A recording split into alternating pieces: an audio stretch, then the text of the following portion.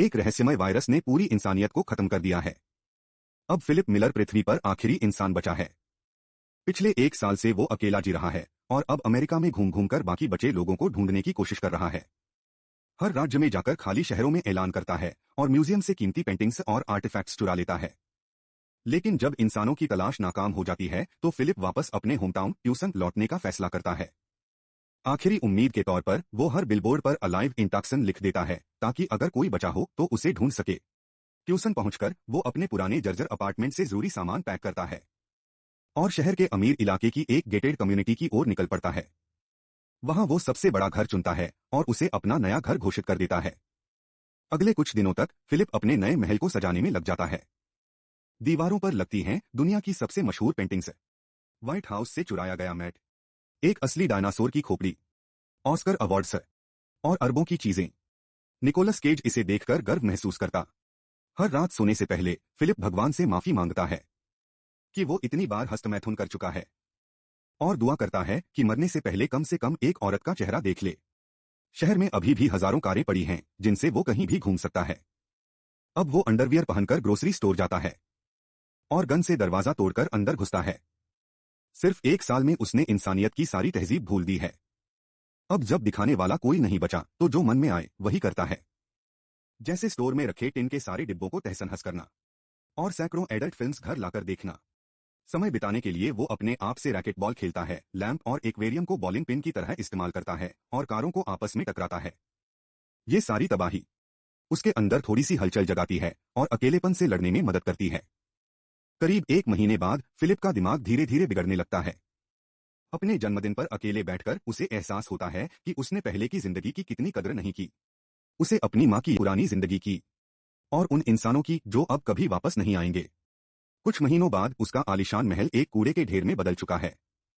हर जगह प्लास्टिक की बोतलें और डिब्बे फैले हुए हैं क्योंकि अब साफ सफाई का कोई मतलब ही नहीं बचा। वो हफ्तों से नहाया नहीं है और जानवरों की तरह जी रहा है। घर में पानी नहीं है और टॉयलेट प्लास्टिक की बोतलों से भर चुका है।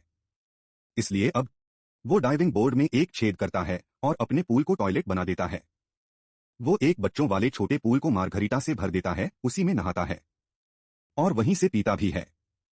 उम्मीद करते एक दिन वो बार में जाता है, गेंदों पर चेहरे बनाता है, उन्हें नाम देता है और पर्सनालिटी भी।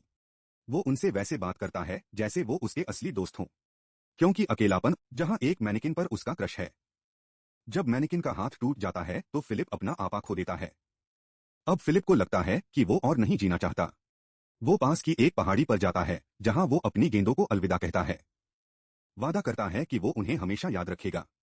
फिर वो अपनी कार में बैठता है और तेज रफ्तार से उस पहाड़ी की ओर दौड़ता है।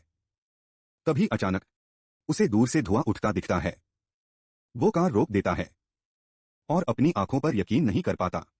जल्दी से धुएं का पीछा करता है और पहुंचता है एक ट्रेलर तक जो साफ साफ किसी इंसान के रहने का सबूत दे रहा है। वहीं वो कुछ देखता है जिसकी वो पिछले 1 साल से दुआ कर रहा था। एक ब्रात धूप में सूख रही होती है। वो उसे सूंघता है और इतना भावुक हो जाता है कि बेहोश होकर गिर जाता है। जब वो होश में आता है तो उसकी गोद में बैठी होती है एक बेहद खूबसूरत लड़की।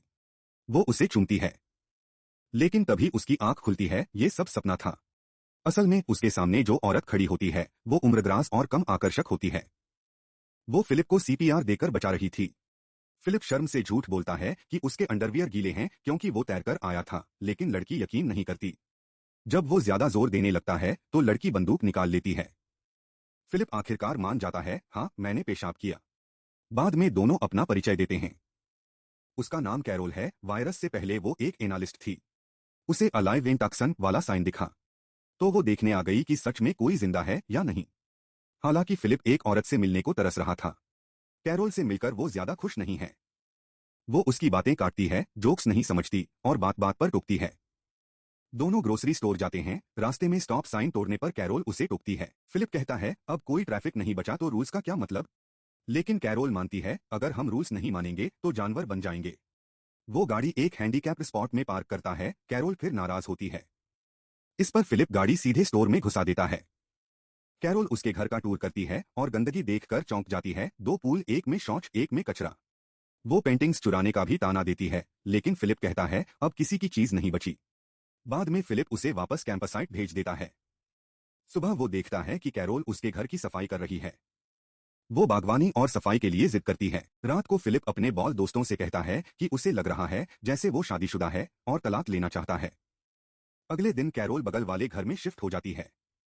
फिलिप को गुस्सा आता है, लेकिन वो कहती है, क्या तुम नंगे होने से डरते हो? फिलिप पैंट उतार देता है। फिर कैरोल कहती है, हमें प्रजनन करना होगा, शायद हमें चुना गया है।